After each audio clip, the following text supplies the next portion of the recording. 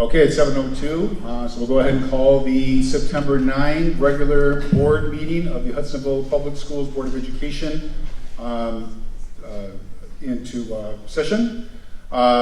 We have all board members present this evening. So before we move on to approval of the agenda, we have a couple of items to amend the agenda with. First of all, after the approval of the agenda, we have a student council update from our representative, Annie Ham, who's here this evening. And then the second agenda amendment would be in the regular action agenda. Item number 1 in that agenda will be a public comment method that we want to bring before the board. So, student council rep report, public under after approval of the agenda, public comment method in the first item of the regular action agenda. Can I have a motion and second, please, to approve the agenda? Motion by Dawn Seaton. Support from Larry Kappinga. Any questions or comments? Okay, all in favor, please say yes. Yes. Opposed, no. Motion carried. Next, we move on to student council update from Annie Ham. Hello, just to reintroduce myself, I'm Annie Ham and I'm a senior this year. I'm taking over Ella's position as Public Relations Officer for Student Council. I'm so excited to see your faces in person and not on a computer screen. As many of you probably remember from past years, these first couple fall months are really hectic with Student Council and just events going on throughout the school. Right now for Student Council, we're prepping for homecoming activities, anything from pep rally, homecoming dance, powder puff, spirit days, homecoming court. So far, other than powder puff, we are planning on these events being outside. It's obviously not the same as anything we've ever really done before. We're still in the process of getting everything together. But regarding pep rally, we are still going to have games, homecoming court, a cheerleading and dance performance. And as for dance, we are thinking outside on the varsity football field. Again, this is different and we're still in the process of figuring things out. Regarding homecoming too, our theme is Night in New York City, which is fun.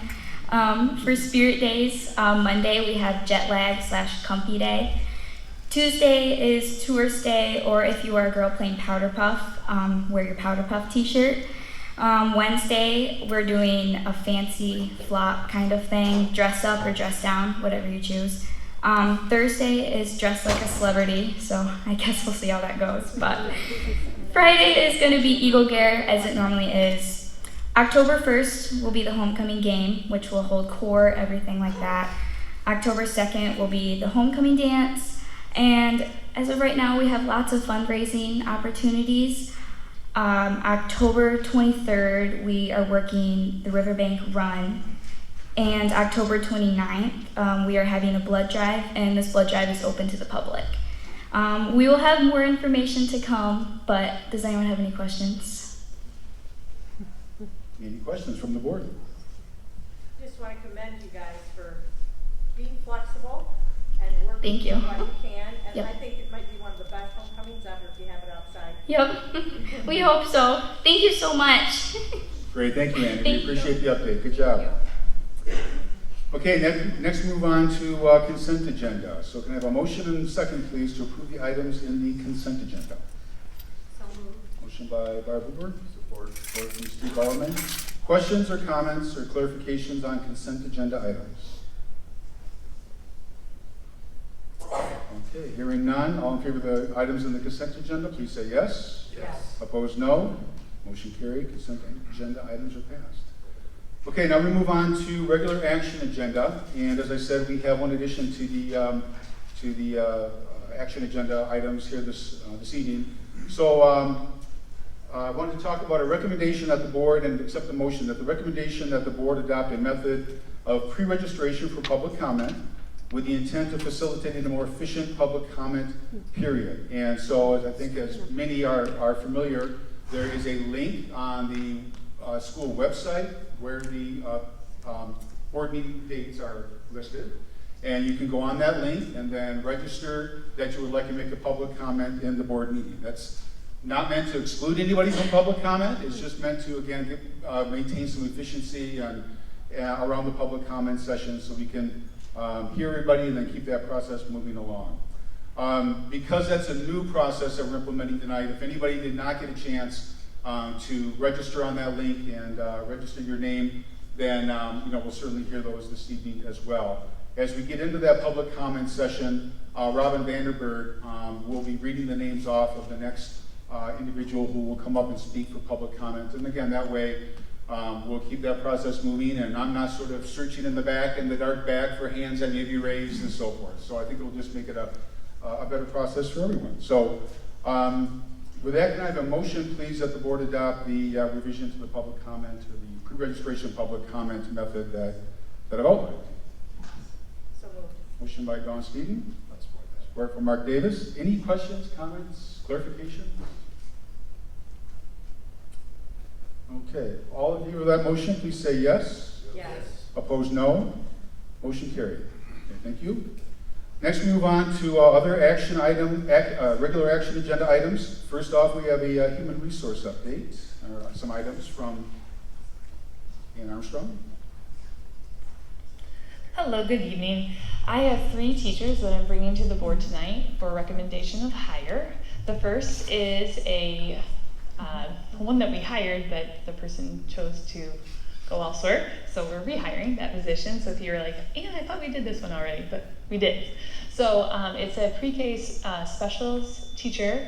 We're very excited that we have Lisa Javay in this position. She will be working at Jamestown Lower and the ECC, and she will be teaching all 4 specials. She said to Becky and Mackenzie and I, this was her dream job. She's so excited. She has prior experience with kindergarten, pre-K, and first, and it has been a para, an amazing para professional at Jamestown Lower, and I couldn't be more thrilled how this all worked out.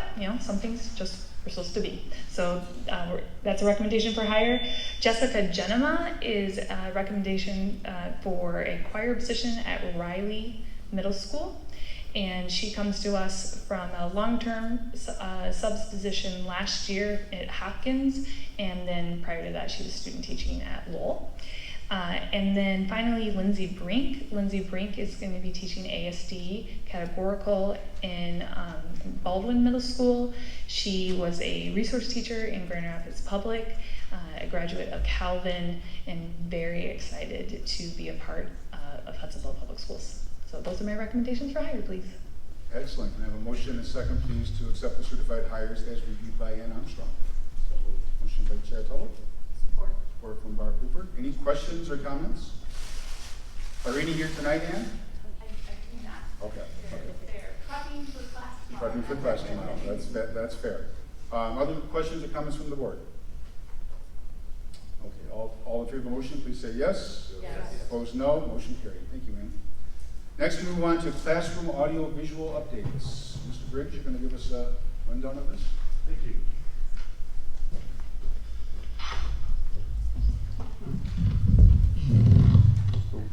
So, yes, in the packet is the recommendation that was mailed out last week, but just a little bit of background on this. This is not a brand new building, and our 2 middle schools are relatively, let's just say, not new either. The infrastructure in the classrooms that we use to project to the front of the room, the screens, the projectors, the data cabling is just dated. We need to really upgrade our infrastructure at the secondary level the most. So this proposal upgrades the audio-visual infrastructure in 183 of our classrooms in the high school and both middle schools. Freshman campus is relatively new, we're fine there.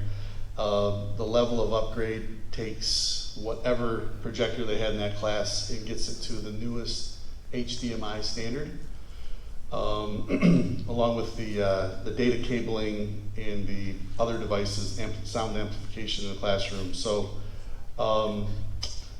we solicited bids, thanks to the work of our technology director and technology consultant team. You can see we have a really tight range of bids from the bidding community.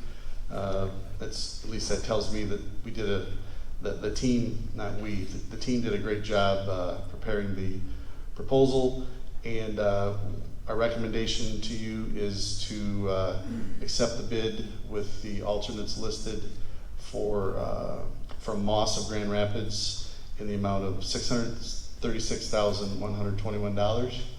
That project was planned for in the bond fund, is bond eligible, and yeah, that's our recommendation.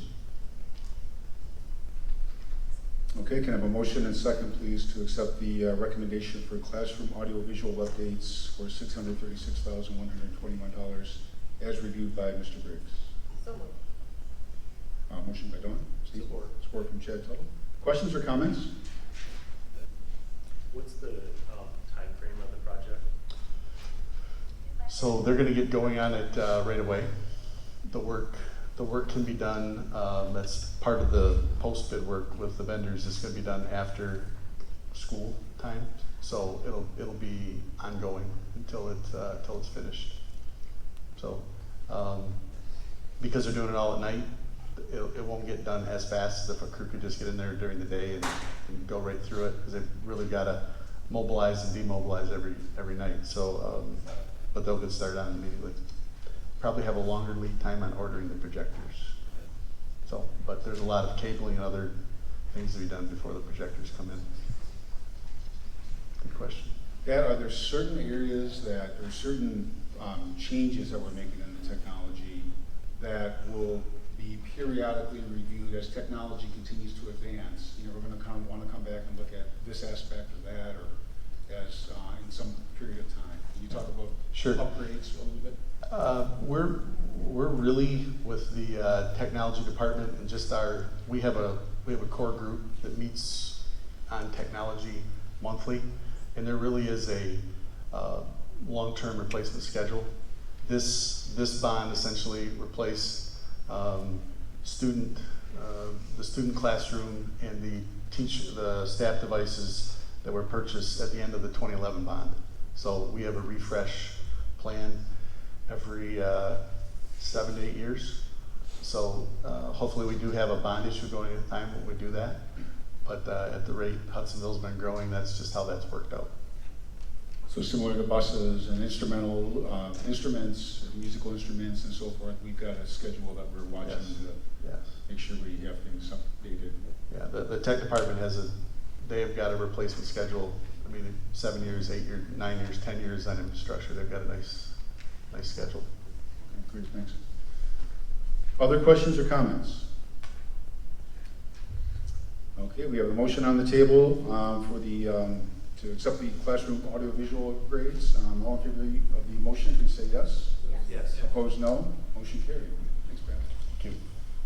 Okay, next item is the MASB delegate nomination. So the board will be nominating a voting delegate and an alternate who will represent the board at the 2021 Michigan Association of School Boards event on November 11th. So our current delegates are Larry Kappinga and Barb Cooper. Okay, I'll start there. Would Larry and Barb like to continue with the delegate and alternate, or not? And if not, are there others that would like to fill that role? Larry's too old. Okay. Larry, were you the alternate or the primary? Larry was the primary, Barb was the alternate. Okay, so Larry says no. Well, he could be the alternate, He could be the alternate. even at that age. I have time, so I guess I would be willing to do that. Okay, the alternate. Okay, so we have Larry as alternate, and the voting delegate, the primary delegate. I'm willing. So, and that it's on November 11th. We have a board meeting that night. Is there a time, do you know? Or is that the correct date? It is the correct date. Okay, because we do have a It's board meeting. earlier, but I don't know if there's a virtual option for those, because it's from all over the state. Okay. So I don't know if your physical presence is required. I can find that out. We do have to recognize. It's who is present. November at 11 at 6. 6 p.m.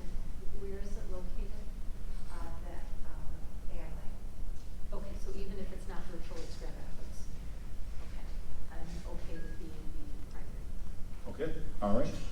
So can I have a motion and second, please, to accept Larry Barb Cooper as the primary delegate and Larry Kappinga as the alternate for the November 11th, as voting members for the November 11th Michigan Association of School Boards Conference?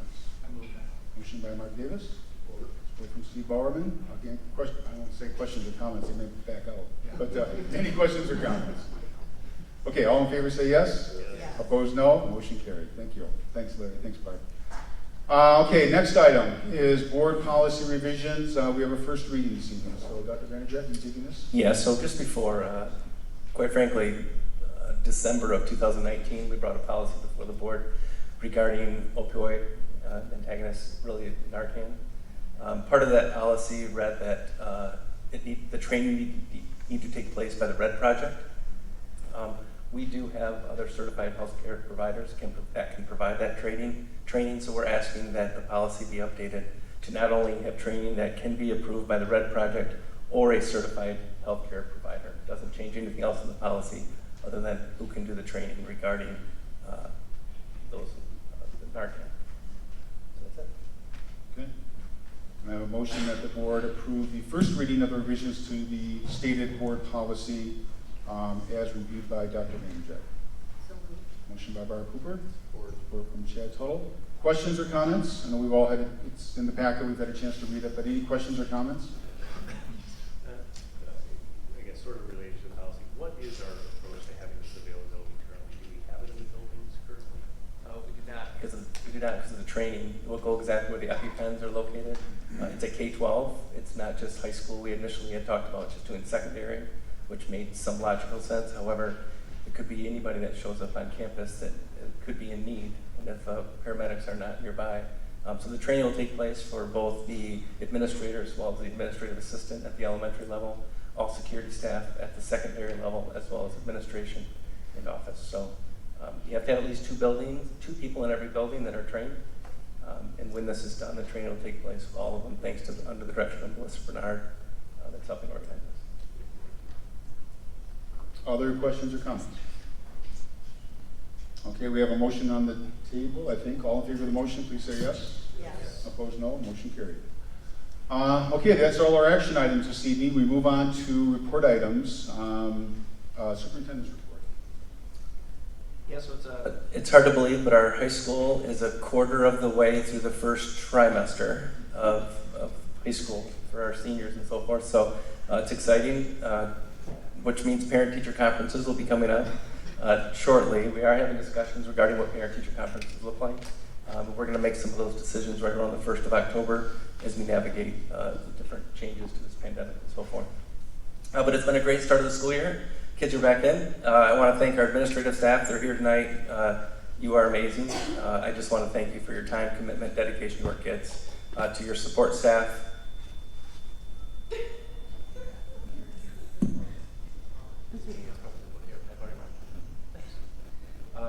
To your support staff, I want to thank them, to our custodial crew. I know Jeff Smucker's here, the technology department. Just as amazing. There's so many moving parts. And I just want to thank you for all the work that you've done. The buildings look amazing. I know Lee's not here, but under his direction, they've done a great job. You can imagine the travel time for those board members that walked across the Blue Bridge on the way over here. It's a hike. Our high school kids are getting their steps in. As you can see, the construction's coming along nicely. A lot of steel has been put up. If you look at the new field house, we were notified earlier this week that now they have most of the foundations poured. For the next 6 months, they'll be putting bricks up to encompass the field house down here. Tennis courts are coming along nicely. They poured the sidewalks today. Those should be done within the next couple weeks, so that entrance will be there for the tennis courts, as well as the connector. You can see the steel on the bridge is now up for what the connector will look like. Quite frankly, if you go online and look at the blog, you can actually see pictures now of what the hallway will look like coming from the freshman campus to the main campus. So it's very exciting. The 5-6 building is in the same boat. You can't really see it a lot because when you drive down 36, it's on the left. It's kind of buried in there. But they're putting a lot of bricks down. Over the next 6 months, you're going to see a lot more bricks coming up, which is just exciting to see. I was thinking about a year ago how we had these plans in place, but they hadn't moved dirt yet. In a year from now, some of these facilities will be open. The choir room will be open. Tennis will be done. The connector will be almost done. in the field house will be able to walk in. So it's amazing how days might take time, but years fly by. So it's exciting to watch that go on. I do want to make the board aware of two situations that we'll have to provide additional information. This afternoon, around 5 o'clock or shortly before, we're notified of additional mandates that we have that are federal mandates regarding vaccination of staff or proof of a negative test once a week. I talked to the health department shortly after that. They were trying to navigate it also. There's a lot of conversations that are taking place this evening. We'll have an update from the health department tomorrow. I don't know the answer to many questions, I gotta be honest, but we're trying to figure out exactly what that looks like. For all employers that have more than 100 people on staff, we have about 1,300, so we fall within that. I don't know the answer to the question, other than we're gonna do the best we can to work with our staff to make sure that our kids can remain in class and stay in school. So please stay tuned for more information. We'll be sure to communicate that with the parents too and the public so that they're aware of what's going on. I couldn't even begin to tell you what's happened in the last 2 hours as we're trying to navigate some of these things with everything else going on, but we'll get through this. And then I do want to also make the board aware, there's a potential conflict in the October work session date, so we might move that date. Or it depends on the agenda if we have to have the work session or not based on content. If there's no content, there's no need to meet, but I'm telling you ahead of time now, just so you're aware. I'll also send an email to remind you. That is actually one of the dates of our fall break also. Kids are not in school that day also, but I'll communicate that. Go from there. That is it for tonight. I'm okay if we want to do a quick update from maybe a couple of our principals to give an update. That would be great. If anybody would like to say anything to the board, if not, I'm going to call you all. I'm not going to call you up here. No, wait, what? So Mackenzie, if you're Mrs. Stefnich, if you want to give us a quick update, that would be great. Robin, do you have a mic?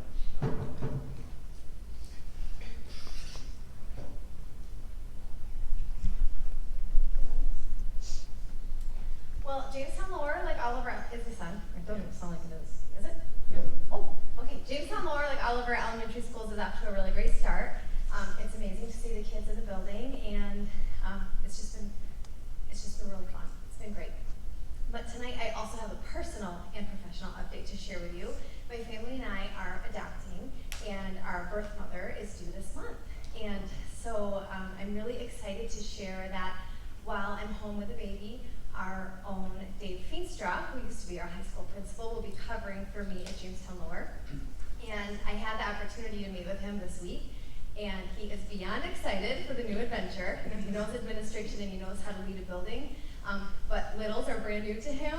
And when he came into Jamestown Lower, I had a pre-K student who was in the middle of some separation anxiety with mom, and so he kind of just got to stand there and watch me work my magic, and just coax that little girl into her classroom. And I genuinely believe he is really excited about learning how to navigate a new population of students and just support a new group of teachers. He had already started memorizing their pictures from the yearbook, and he was calling people by name. And so I feel really confident in him covering for me while I'm gone, and I hope that you will welcome him back warmly while I'm away. Anybody else? Mr. Beal? On behalf of the rest of us here and the high school team, congratulations to Mrs. Stefnich. And I got a chance to talk to Feeney at the football game. He said he hasn't used an alarm clock in 4 years, so that's the one thing he was worried about. But my own son gets to have him as a kindergartner there, so he's going to do great. So updates from the high school, kind of the same thing. We're very excited to be back in school. It's hard to believe, like you said, that we are already a quarter of the way through the first try. Even though we had half days, it's kind of the third weekend. So a couple highlights, I guess something that stands out today, we had a new student breakfast organized by our guidance department. So we had all of our exchange students and brand new students to Hudsonville had some waffles that were prepared by our guidance office staff this morning. And they got a chance to kind of meet one another, meet the administration and counseling staff, and then hear from some of our student leaders, Initiating Change group, to get involved, encourage them to get involved in high school. So that's kind of something that stood out. It was a great day today to welcome those new Hudsonville Eagles to a very large population. Like Dr. Maynard said, we're navigating our way through construction, but as you can see, it's coming together. It's exciting to see the second floor going in on the connector and some progress being made on the south side, and then we're really excited for the choir room to be done by hopefully Christmas break. So a lot going on, but again, with 2,100 kids or so, the most we've ever had here in the building, things are going relatively smoothly with all of the construction and things that are going on. So a big hats off to our teaching staff and our assistant principals. We're clicking along, so we're excited to be back. Thanks, Mr. Bale. Any other updates from the administrative team? Again, thank you for all you guys do. Appreciate you. That's it. Okay, thank you for those updates. Okay, we move on now to recognition of visitors and hearing of people present. So those who would like to address the board this evening may do so at this time. Again, a reminder, Robin Vandenberg here will call the name of the person on the list, the next person on the list, and you may come up to the podium, address the board. Again, please state your name again in case somebody did not hear it, and comments are to be limited to 3 minutes. So with that, Robin Vandenberg, if you would like to call the first person up, please. Sure. Our first speaker is Marjorie Hernandez.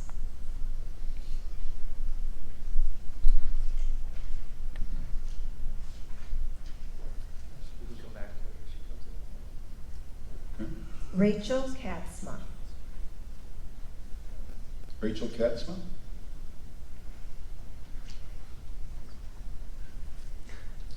Okay. Kristen Williams. Christian Williams. Okay. That's right. Justine Blaukamp.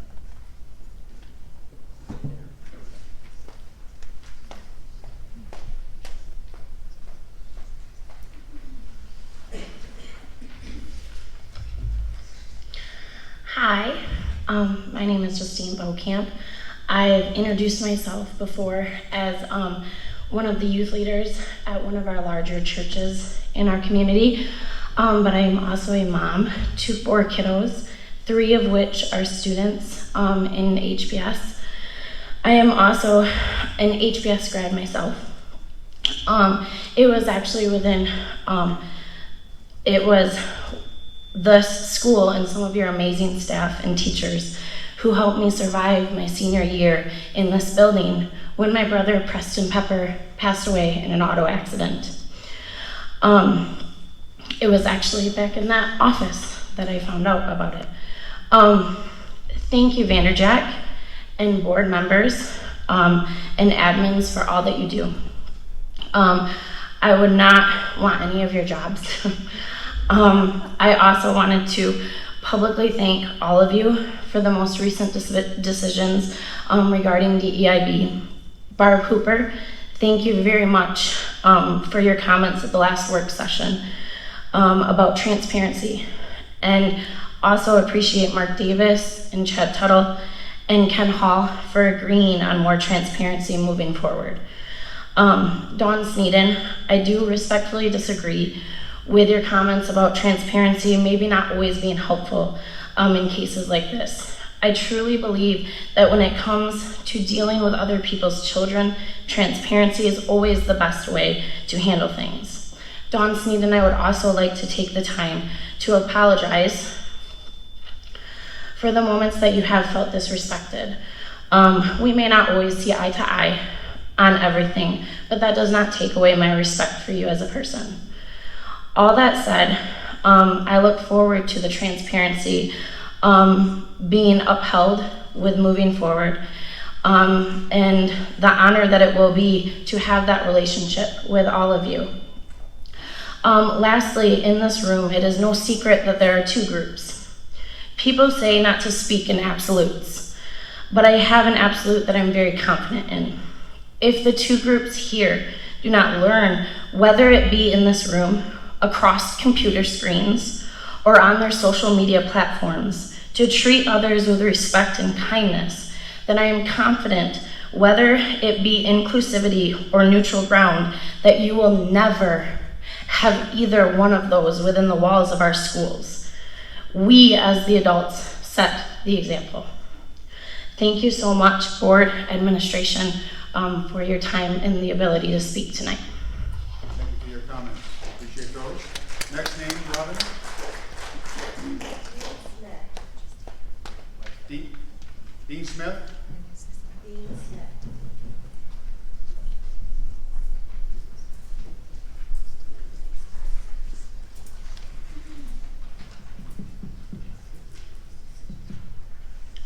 Sorry I have to read my comments verbatim, but I'm old. So it seems to me there are two issues that need to be addressed to prevent another Donnybrook like the one associated with the DEIB training. The first is the prior lack of transparency exhibited by the administration. Information should be open, free-flowing, and available. Parents should not have to resort to spending thousands of dollars on FOIA requests to find out what's going on in the schools that they are paying for and sending their kids to. On that one, the more I think about that, the more ludicrous it becomes, really. The April 2021 email exchange between Julia Newman and Mandy Thomas, which we only have due to a FOIA request, is an especially egregious example. She asks if she can share his brochure describing his training with the parents. His response was that he did not want that information given out because he was wary of the segment of parents who would make such a request. He further states that developing a strategy for parents must be a key component of the master plan. What is that exactly? Sounds like devising disinformation to me. Human nature and common sense tells me there's something fundamentally wrong if you have to obfuscate who you are and what you're about. The second issue is the lack of robust oversight of the administration by the board. The administration works for we the people through the board members elected by we the people. Policies, special services, other areas with significant administrative latitude should be thoroughly vetted by the board, and substantive expenditures subject to line item authorization. I was told that the contract with Julia Newman was let without board approval because special services is a budget item in toto without line item detail. I doubt it would have ever gotten off the ground if the subject matter and the amount of the contract been made known to the board in advance. That amount could have bought a lot of air conditioning units for older classrooms. The support neutral education at HPS Group's growth to over 1,400 members in a relatively short amount of time is a grassroots response to these two deficiencies. I hope that the board and administration will agree that changes need to be made and act accordingly. It's not asking too much. Thank you. Thank you for your comments. Robin, who's next? Sharon Deaconhorst. Sharon, okay.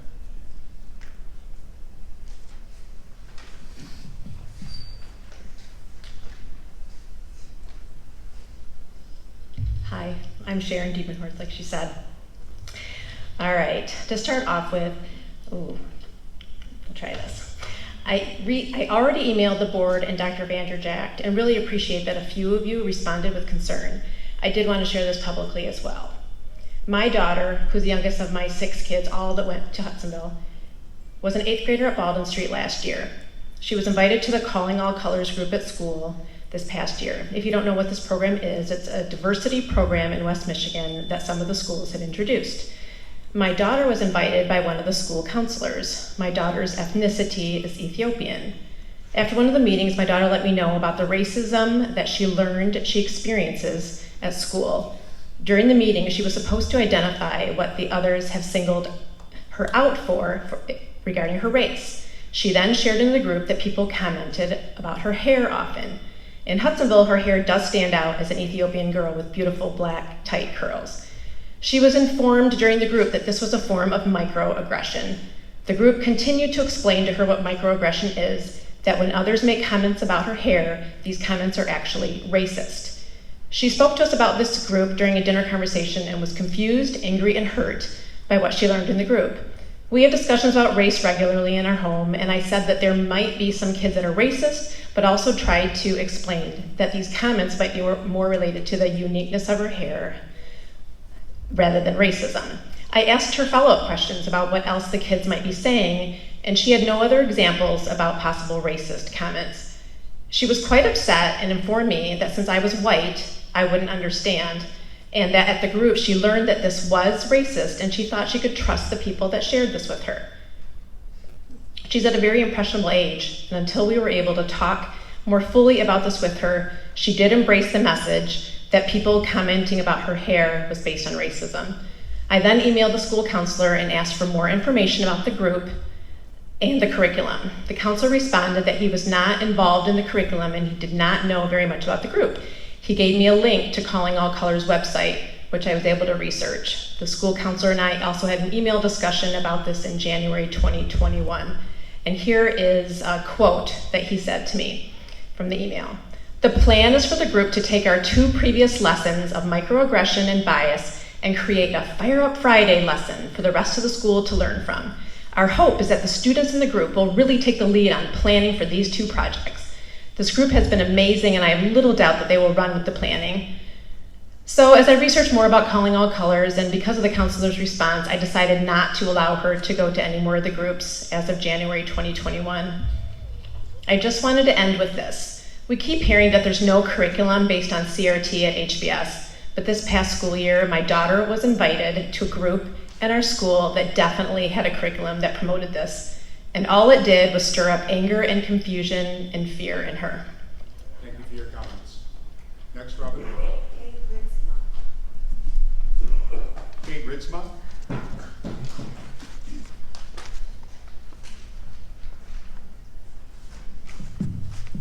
Hi, I'm Kate Ritzma. All right, so I'm going to read an excerpt from the Master Agreement article between the Hudsonville Board of Education and the Hudsonville Education Association. Article 21, letter B, under the curriculum development. All teachers are expected to teach the board-approved curriculum and administer the appropriate assessments. Teachers may expand or enrich curriculum, except in the area of reproductive health, provided they stay within the curriculum guidelines approved by the board. I'm still confused with this book policy.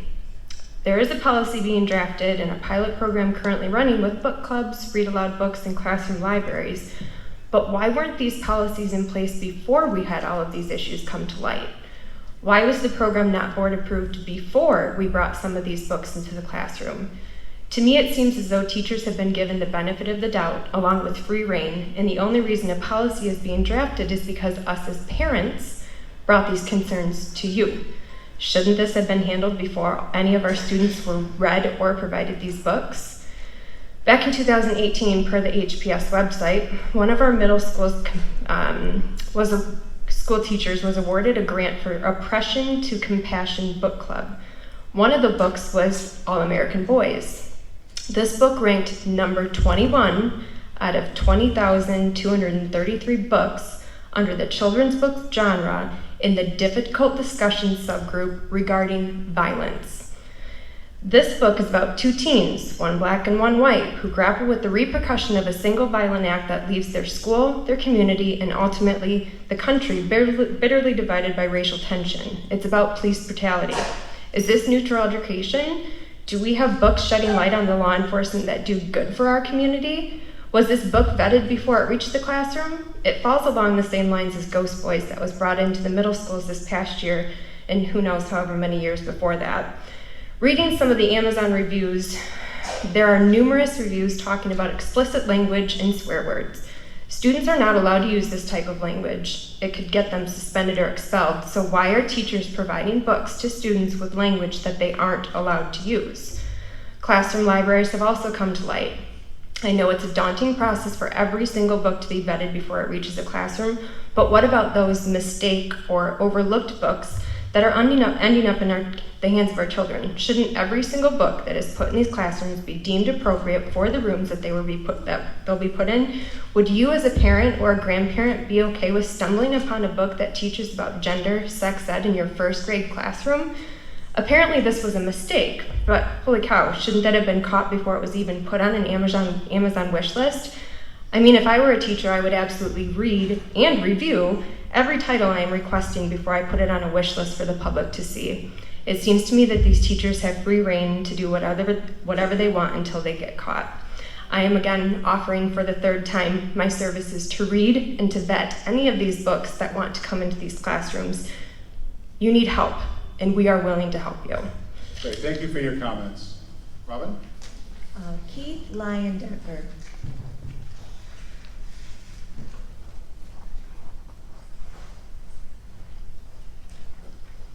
Thank you, Keith Lyon-Decker. I want to commend you for whoever made the decision to sever the relationship with Julian Newman. It was the right decision. And I do want to reiterate that our opposition to Julian is not personal. It wasn't because we are uninformed, but it was based on ideology. We fundamentally reject the ideology which he approaches those subjects from. We just heard a little bit about some of the damage it does to our kids. We hear all the time about the damage it does to our country. And just because Julian's gone doesn't mean that we're going to just walk away.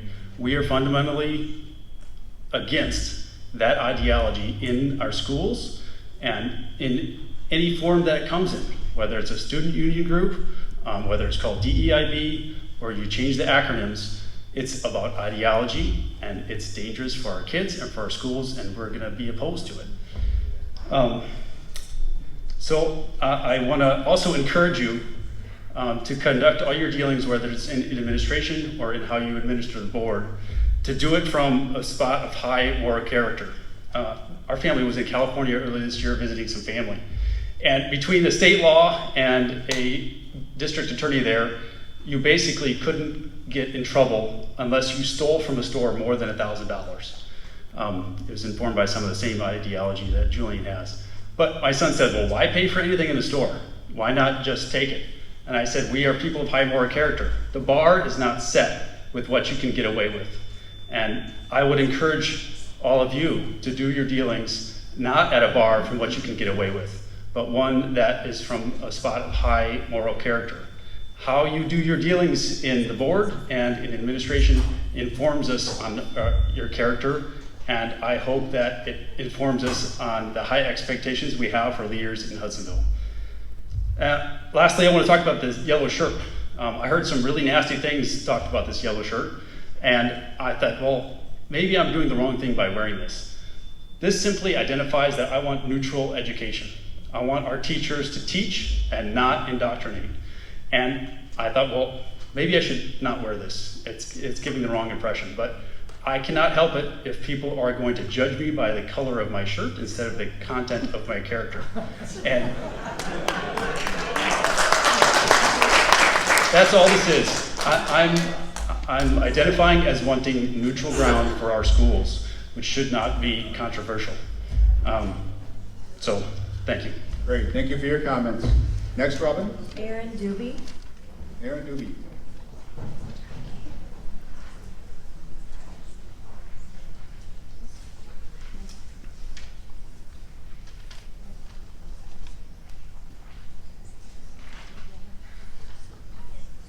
Greetings, everybody. Good to see y'all again. Didn't prepare anything. I have some hypothetical questions since I know you guys can't answer it or don't answer in this situation. Here at Hudsonville, we have, according to data from a few years ago, we have an issue where our Hispanic students are a grade behind. What is the board and administration going to do with that issue? We have an issue where black and brown students are expelled at a double the rate for all schools and about 14 times the rate once you get to the high school level. What is the board going to do about that? How are you going to equip those teachers, our teachers and administrators and staff and all of our good people, to address that instead of ignore it? That's what we need. I could go on and on about stats, but you've heard me say them all before. You're aware of them. If you want me to email them to you, I can, no problem. But we need to address that. We need to have actual concrete steps toward addressing that. So I am hopeful that we can concentrate on those things and not back and forth about hypothetical ideologies. There are kids that need our help in this school system, and we have failed them. How do we do right by them? That's the question I want to pose. I hope that's the question you think about all the time. I'm sure it is. But I want to make sure that you are thinking about those stats when you do anything. So thank you again for all of your work. Like someone else has mentioned, I'm not envious of your positions at all. So thank you for all of your work. Thank you for your comments. Carlene Gertz.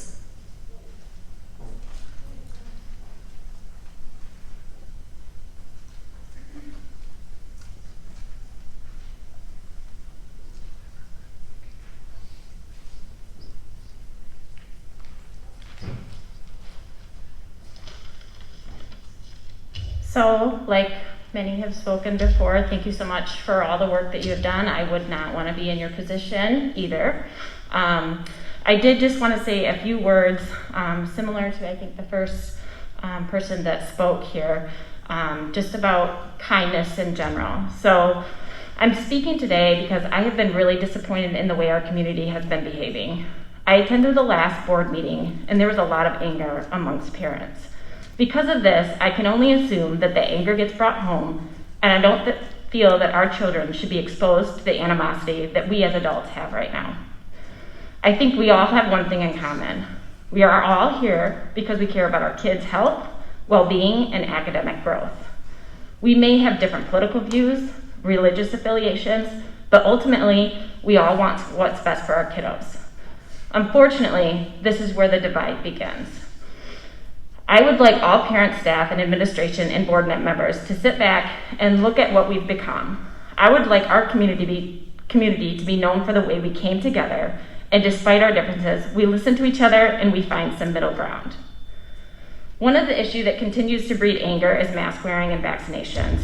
I'm here to say that everyone should be able to make their own choice when getting vaccinations, wearing masks.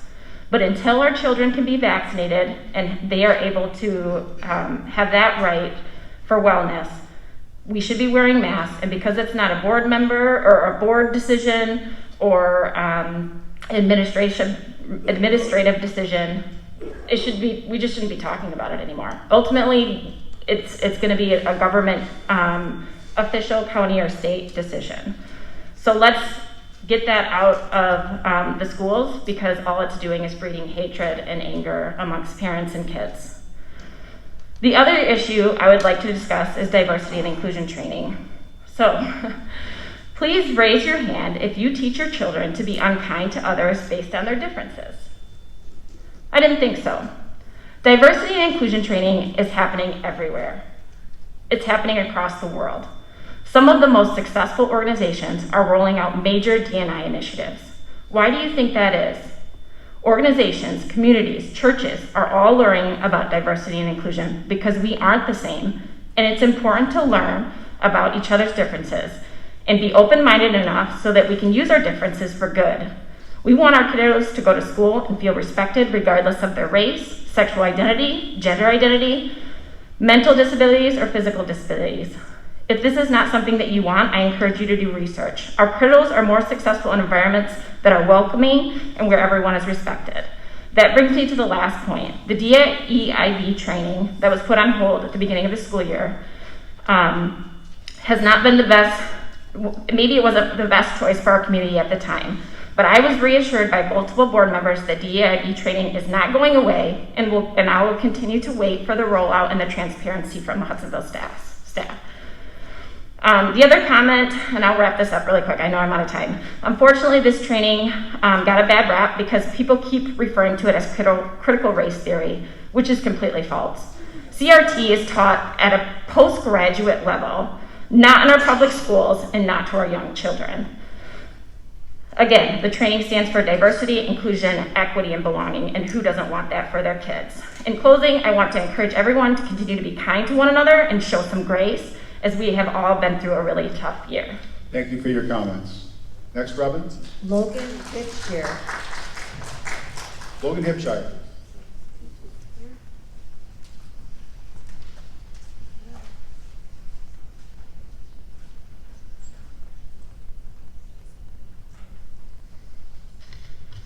Hello, my name is Logan Hipshire. I'm a sophomore at Hudsonville High School. I'd like to thank you for giving me the opportunity to speak. So through having friends that are both people of color and LGBTQ plus members, I've been able to glean a small portion of the discrimination that those in these groups face. Whether subtle or outright, the people of color in my group have been subject to racially driven harassment continually throughout the entirety of their academia. The same goes for my friends that are part of the LGBTQ plus community.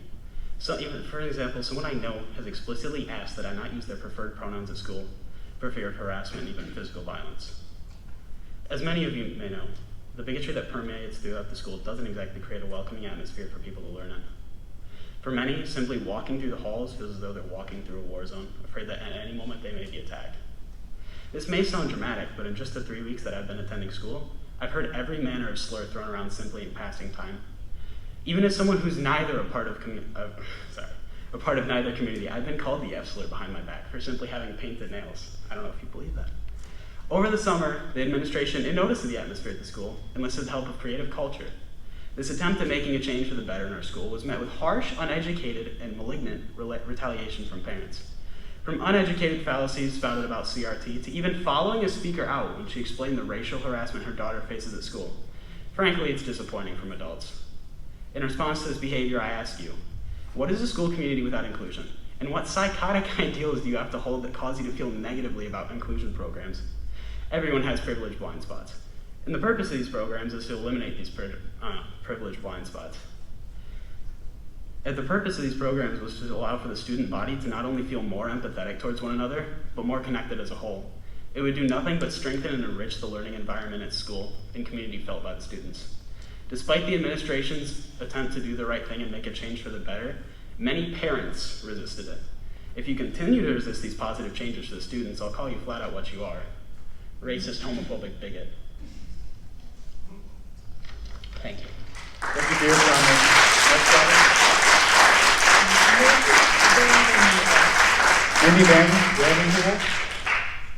Mindy Van Heuvel. Okay, next, Robin. Lee D. Huff.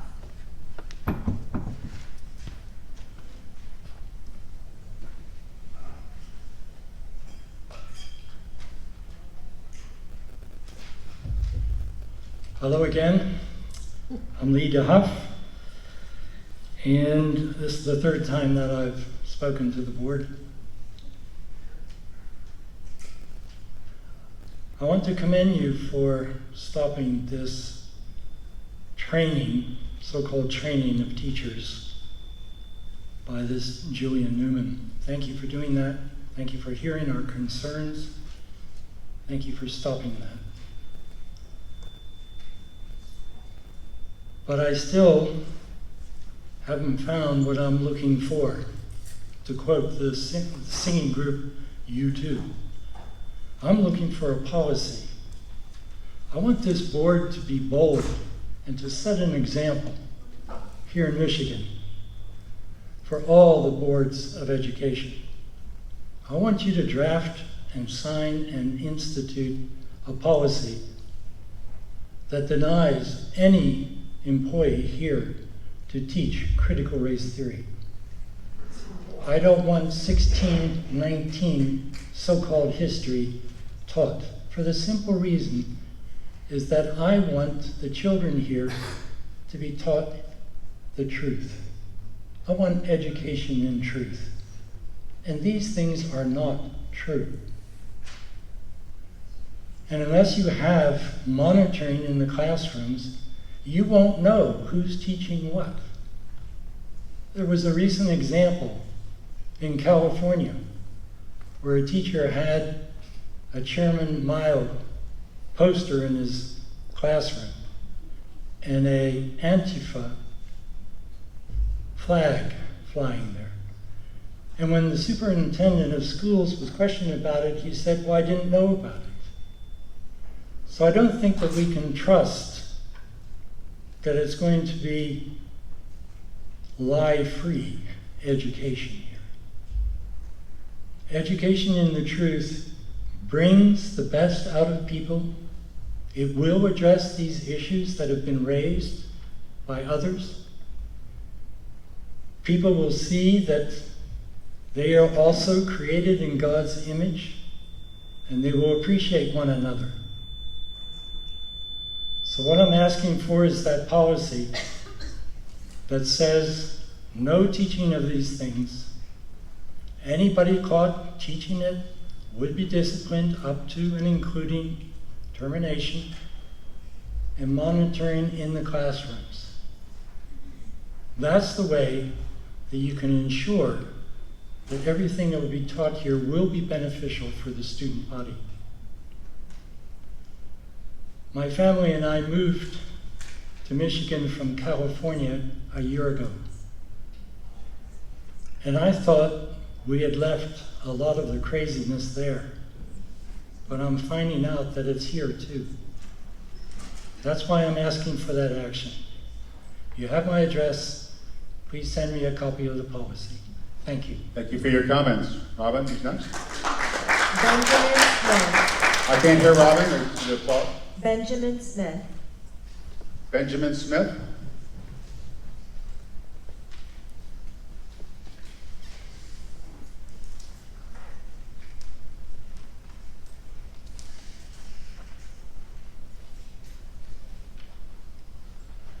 Hello, I'm Ben Smith, obviously. A couple things to start out with. Just want to say thank you to a lot of the board members. Had a lot of email dialogue with a lot of you over the past couple weeks. And Dr. Vanderjack, appreciate you sitting down with me and discussing some of my concerns. I feel like those conversations are really crucial throughout this time. I really like what the lady said about being nice, trying to find common ground wherever we can.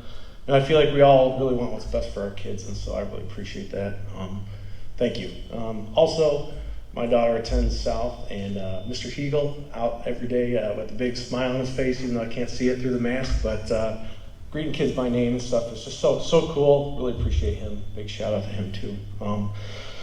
Then I would like to thank you guys again for taking a pause on the DEIB stuff, just so we can figure out what it is, and encourage any more transparency that we just want to know what it is. It could be the best thing ever or not. And I appreciate any more transparency moving forward would be great. And lastly, just encourage the board to continue to support our God-given rights, life, liberty, property, encourage them to do whatever they can to, like outside activities, limit, mask mandates and stuff. I understand there's a lot of stuff going on outside this room that you can't control, but wherever possible, I appreciate that. So, thank you. Thank you for your comments. Robin? Harmony Sadler.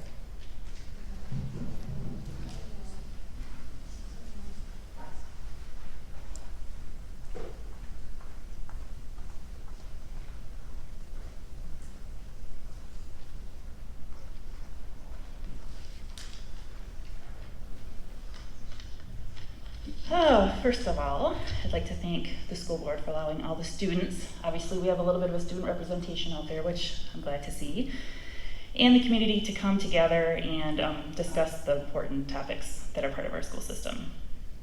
I have been part of the Hudsonville community my entire life, other than the first 4.5 years I was married. I grew up within Hudsonville School District, K through 12. We moved back to raise our kids in the Hudsonville district I was so proud to be part of. But that pride has dramatically shifted over the past few years. There is so much division within our school and community when we should all have the same end goal. Kids who are able to go to a safe and healthy school and graduate not only with a great Hudsonville education, but also the knowledge of how to succeed in a diverse and inclusive world. Just outside these doors, you can witness the growth within our district, and with this growth will come children with many different backgrounds. We, as a community, should be willing to accept these kids with open arms and open minds. We, as a district, need to keep moving forward on DEIB so the world can know that any and all children will be accepted within our schools and within our community. So I just ask that we all work together, students, parents, educators, and community, to bring this acceptance to the forefront. Thank you. Thank you for your comments. Next, Robin. Jackie Sheeler. Sorry, Robin, can you say that again, please? Jackie Sheeler. No? Okay. Elena Gertz. Joanna Gertz.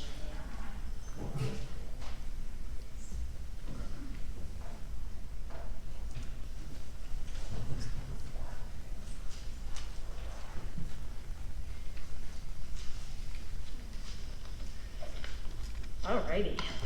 Hi, my name is Ellie Geertz, and I'm a freshman in high school. This is my second time speaking at a board meeting relating to this type of issue. Now this time, I'm not speaking to just speak about how I feel. This time I'm speaking to get a message across. Not to the board, but to the public speakers who spoke before me and will speak after me. As a student in the actual school, I witnessed what happens on the inside all day. I see and hear the racist harassment and the homophobic harassment. I've heard the slurs, I've heard the dead names, and I've heard students purposely use the wrong pronouns.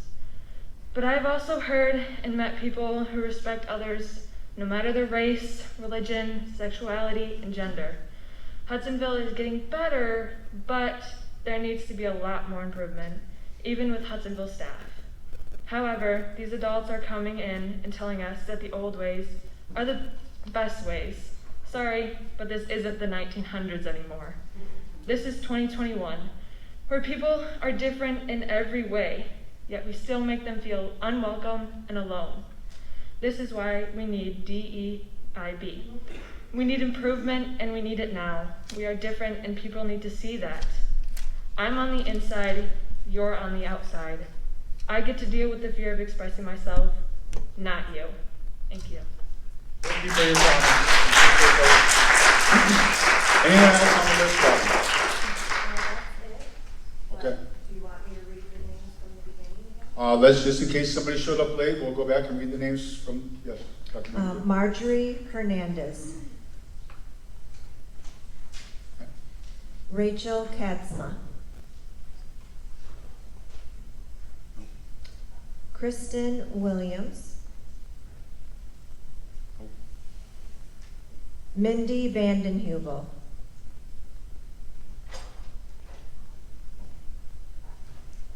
That's the list. Okay, again, we appreciate all comments, and we do, again, you'll see us taking notes, and we do listen to those, and we appreciate your comments and you being here this evening to share your thoughts. So, with that, those are the items that we had. Yes. Oh, I'm sorry. Yeah, we did say that. Because this was a new policy that we put in place regarding public comment, we do want to make sure nobody feels like they were missed this evening. So, I'm sorry. Sorry, one of the people on the list just walked in. She might want Okay. Yes. Are you done with public comment, or do you have? No. We are just opening up to, again, anybody, any final public comments that anyone would like to make. We're opening that up. We had you on the list, I believe. Yeah, that was it, Come on in. Okay, so come on in, and you can step right up and make public comment if you would like. And again, just please state your name so we have that.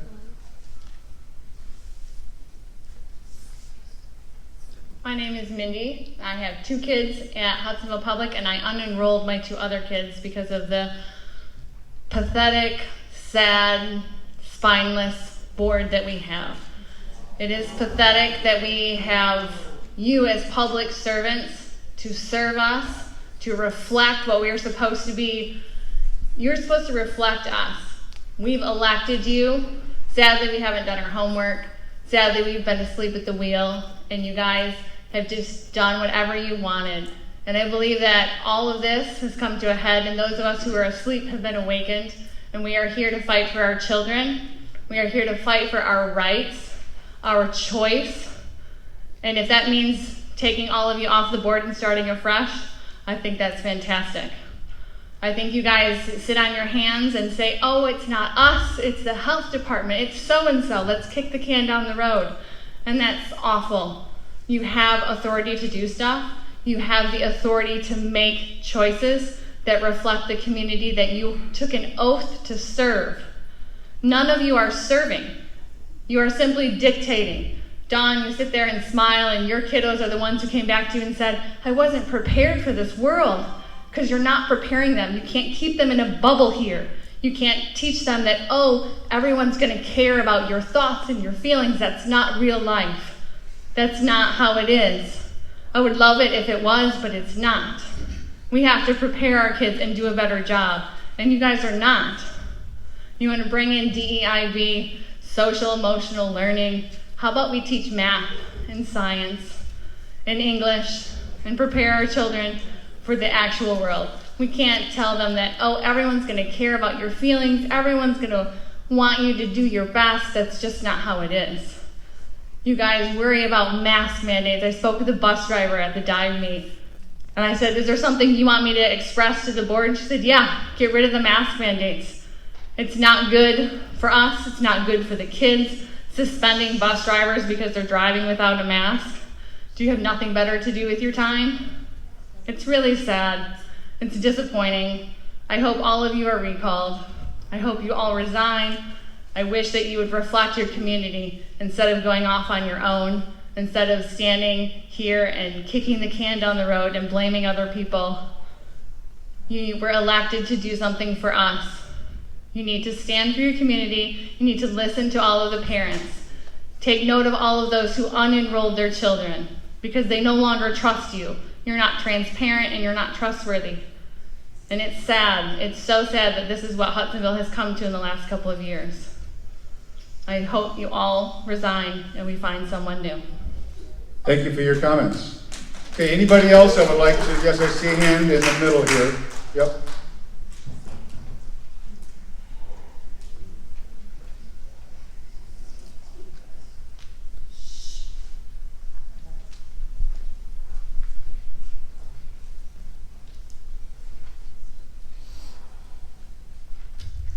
Good evening, my name is Jennifer Johnson.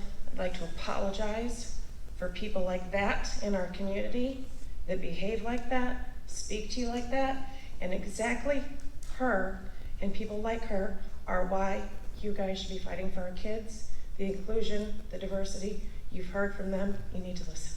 Thank you. Thank you for your time. Any last comment or two?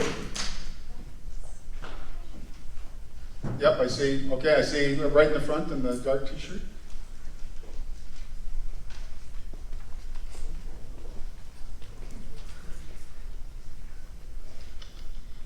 So, what I am about to say, I hope will help you understand things from a child's perspective. I'm sorry, could you please state your name, please? My name is Ivy Santalin. Thank you. I am a student at HPS, and I personally do not like the mask mandate. For one, it's usually really hard to breathe in them, and it frequently gives me headaches and bothers me.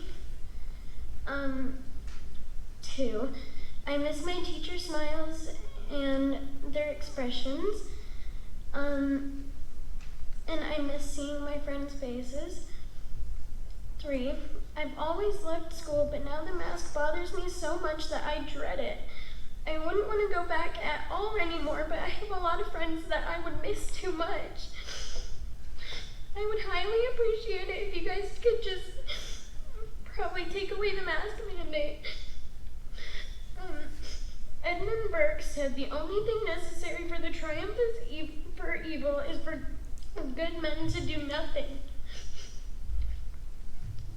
Please do the right thing and unmask us, or at least give our parents the right to decide for our child. Thank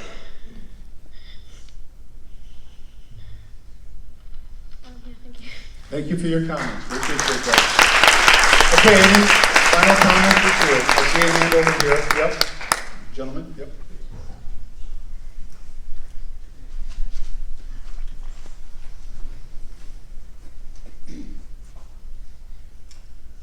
My name's Tom O'Brien, and I would like to thank all of you for everything you do. We're in very difficult times, obviously, and these are, whether we want to admit it or not, these are divisive times. A lot of us have strong feelings about a lot of different things. I will say one thing that doesn't help is when we say we want to treat each other nicely. And as a concerned parent that has 4 kids that have gone through or are in the process of going through the Hudsonville Public Schools, for someone to call concerned parents racist, homophobe, and whatever else the other phobe was, I don't know. Bigot, yeah, okay, thank you. Is not really bringing people together. And I appreciate the efforts of that young person. I am a 28-year teaching veteran, so I have the utmost respect for someone that age getting up here and having the courage to share what's on their heart. I do appreciate that. But I continuously hear that the schools are not safe. It seems to be we're shouting it from the rooftops. We even have administrators that are saying it. And Dr. Vanderjack has said it many times. Kids are coming to school and they don't feel safe, and there are racial epithets and there are negative comments regarding students that have differences. I'm here to say one thing. Get it under control. We don't need Julian Newman coming in here and telling us how to run our schools. Now, these kids need to come to a safe place to learn. We are paying good money to the staff members here in Hudsonville and to the board as oversight to make sure our students come to a safe place. So let's stop playing the blame game and saying we need some dramatic program that's going to rewire the thinking of an entire district, and let's take care of it, because that's what you're paid to do as administrators, as a superintendent.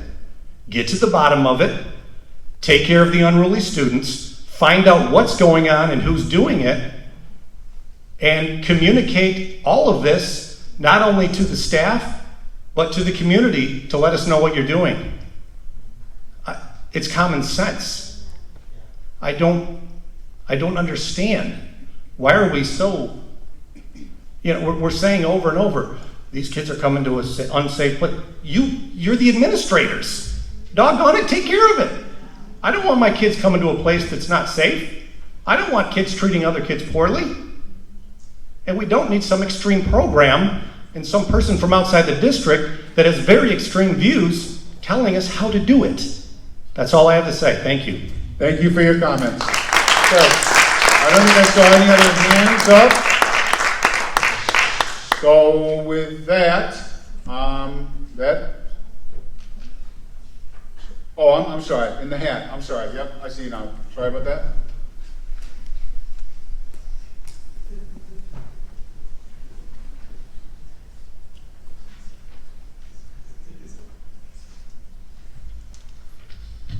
Ladies and gentlemen, I'm Mr. Van Dyke. I've lived here all my life. My brothers graduated from this school. They're listening to all this garbage going on.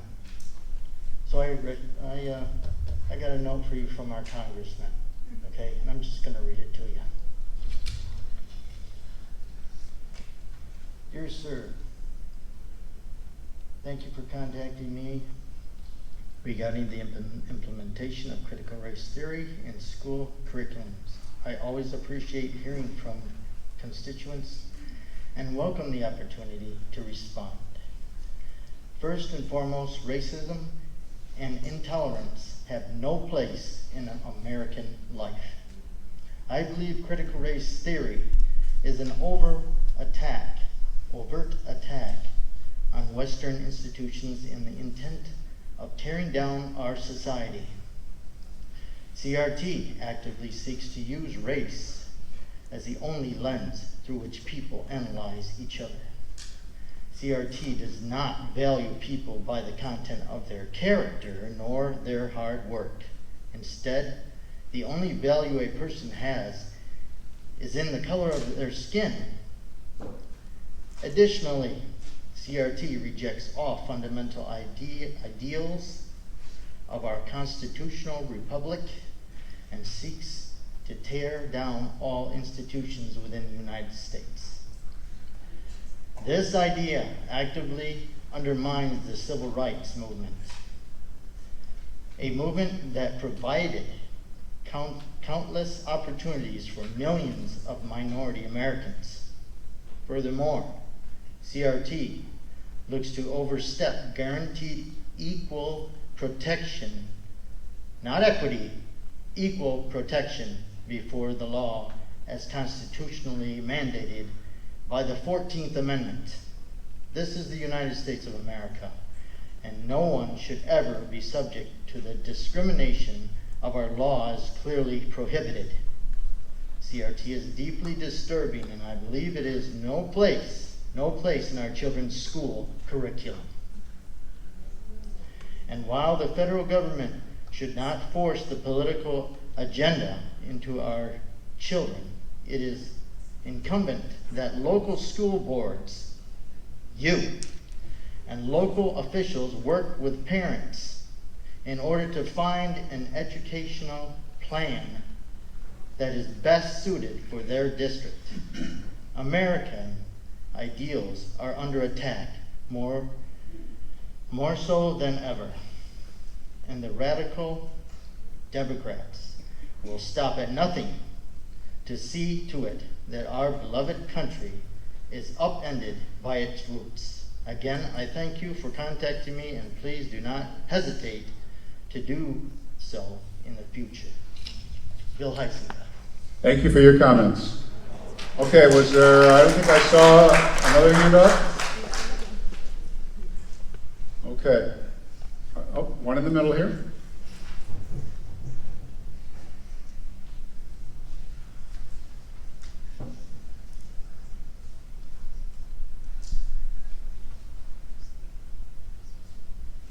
Okay, Charlie was not planning on speaking. My name's Kelly DeHaan. I have a kindergartner in this school, and I've always been so excited about sending my kids here. And honestly, I'm completely terrified of what the state is pushing you guys to do. The lack of transparency that we've seen as parents. These kids speaking of what they're experiencing in the school, and I am sorry, but it is a teacher problem. If this stuff is happening to these kids in this school, it's not okay. Everybody from every side would agree with that. These teachers need to get under control. These counselors need to get under control. My kindergartner is terrified to go to school, to go anywhere right now because of freaking COVID. It just makes me sick. My little boy, who was excited about school, he was in 3's preschool and he did great. He now is just struggling because, Mom, I don't know any of the kids in my class. I can't see their face. He doesn't, I don't even think he would recognize his teacher at this point if he saw her without a mask. And that makes me sick. And I understand, like, the mask thing, that's not my biggest thing. My kid is still going. Yes, I would love to pull him. But right now, we can't afford to send them to private school. And I can't mentally homeschool. So my kid, I am trusting Forest Grove. And Gillette, you are so amazing. I'm so grateful for you. But please get these teachers under control before this school is completely lost. Thank you for your comments. Okay. Okay, with that closes the public comment portion out. Again, we appreciate everybody's comments this evening. And we have any other items that you have to cover, Dr. Vanderjack? Okay, with that, then we will have board roundtable and then adjourn the meeting. So, Mr. Tuttle, would you like to kick us off? Anything? Okay, Steve? Good? Okay. Mr. Davis? Mr. Conner? Larry? Barb Cooper? Okay. All right, if there's nothing else, okay, can I have a motion, please, and a second to adjourn? Motion by Chad Tuttle. Support from Steve Bowerman. All in favor, please say yes. Yes. Opposed, no. We are adjourned. Thank you, everyone, and have a good evening.